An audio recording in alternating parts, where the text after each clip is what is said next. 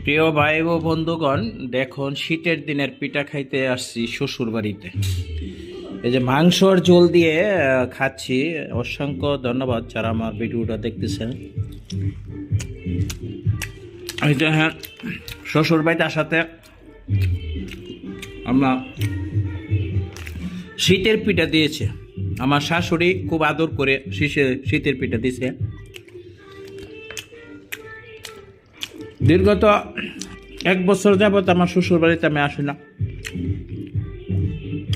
আজকে আসলাম, অনেক ভালোই লাগলো। তবে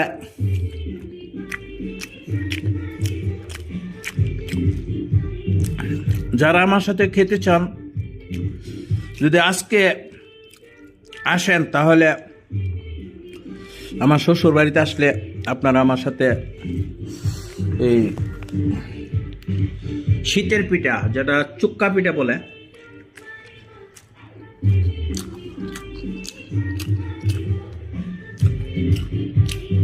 যারা শুক্কা পিঠা বলে, অনেক স্বাদ। শীতের দিনের পিঠা যে এত স্বাদ আজকের থেকে, আর শ্বশুর বাড়ির পিঠা যে এত স্বাদ আগে জানি নাই। তার মানে এরপরে পাশাপাশি আরেকটা জিনিস আছে, ভর্তা।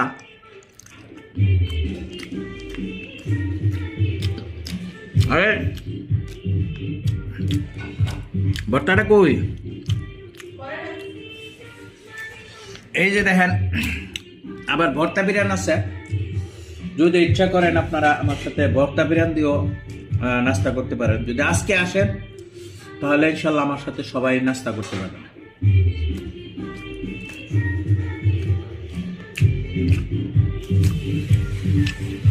কারণ আমরা তো এই অবৈধ সরকার আমাদেরকে 3 বছর যাবত, 1.5 বছর যাবত আমাদেরকে বঞ্চিত করে রাখছে, শ্বশুর বাড়িতে আসতে পারি না। আজকে আসলাম, ভালোই লাগলো। আমার শাশুড়ি মুরব্বী মানুষ, উনি সব কিছু বানাইতে পারে না, আমার দিয়ে কাজের মহিলারে দিয়ে বানাইছে।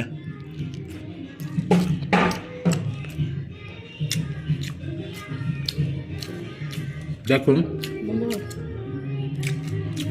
যদি কেউ খাইতে চান তাহলে অবশ্যই অবশ্যই আমার সাথে একটু যোগাযোগ করবেন।